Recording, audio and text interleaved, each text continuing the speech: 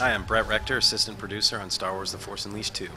So my first question, Brett, is that you talked about the start of the game and how how people will enter into the Force Unleashed 2 gameplay. Can you just recap that for us? Like what this obviously goes on from the end of the first game. So who are you? What do you find yourself in? Right, so you find yourself in a holding cell at the top of a spire in Camino, essentially, and you're a clone of Starkiller, and the theme for this game is identity. Last game was one about redemption, but now you're trying to figure out who you are.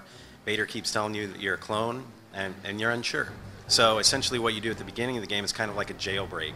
So you start having intense flashbacks, and in a moment of pure rage, you turn on Vader and you just volley this massive force lightning at him. And then you kind of turn on your holding cell and blow out a wall, and then you just kind of begin this massive free fall that's just a complete adrenaline rush. Okay, now you also worked on the first Force Unleashed. What would you say is the major, I guess, game differentiator this time around? We really just want to do, just take it up to 11. We're one of the pillars of our game is huge boss battles, so we really took that in play when we were designing this game. We wanted to have huge epic boss battles, so that's one big thing you're going to see. We've re-envisioned some of the force powers, so we have some new ones out there. We have a Jedi mind trick, which we spoke about today, which is a great power. It kind of adds that 20% comedy that you'll find in Star Wars. The troopers do some pretty interesting things under the influence.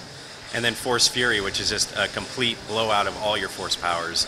And it's even if you ranked up all your powers to the max, you couldn't do what you can in Force Fury. Now, speaking of force powers, how powerful will the apprentice be at the start of the game? Will we see his powers ratcheted down from the end of the first game and has to build those up again? Yeah, you're pretty much you're learning out who you are. You're kind of remembering what you can do and what your capabilities are. So you start out with a few force powers. Actually, the first level is a great tutorial level, so you'll learn how to use those force powers, as well as some of your combat moves as well. And then over time, you'll unlock additional force powers. And what we've done this time is you actually have a pool of force points that you use to kind of upgrade your powers. So you don't have to wait for any particular time in the game, like to get, to rank up, let's say, Force Lightning to 2. Once you unlock it, and if you gather enough force points, and you can rank that up as fast as you want if that's your favorite power. Now, I guess one of the big things in Star Wars Force Unleashed 2 is that you have tweaked the controls a little bit to make targeting a little bit easier. Can you tell us a bit more about that? Yeah, this was something that the fans and players from the first time, they were a little unhappy about that. So that, again, that was some of the feedback that we took back from those fans, just to really make it a little bit easier, more accessible for everyone. And targeting is definitely a lot better. So you can just get in there and just create, mass destruction. You can pick up enemies, you can pick up crates, you can pick up barrels with a lot more ease this time around. Now you have shown off over the last few weeks some existing characters that are going to make appearances in Force Unleashed 2. Can you tell us about the two that you've talked about today? Yeah, so we're now introducing Yoda into the Force Unleashed 2 franchise, as well as Boba Fett, and they play very integral parts into the story. And it's something, again, that fans resonate with those iconic characters, and we on the team are fans ourselves, so we really wanted to get these guys into the game, and we worked closely with Lucasfilm Licensing to make them feel right, to get them in a way that made sense, and we're very proud with the outcome. So how do you decide which of the the hundreds of characters in the Star Wars universe that you decide to include in your game? Like, how are those decisions made?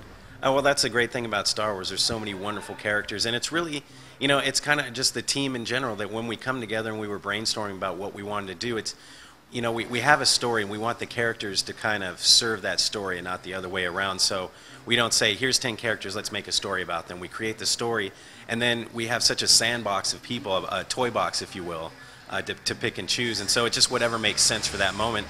And if we don't have something that doesn't fit our scenario, then we'll create a new character, which Lucasfilm Licensing has been very great to work with, and pretty much they trust what we're doing, and they like what we brought to the table. So it's very exciting.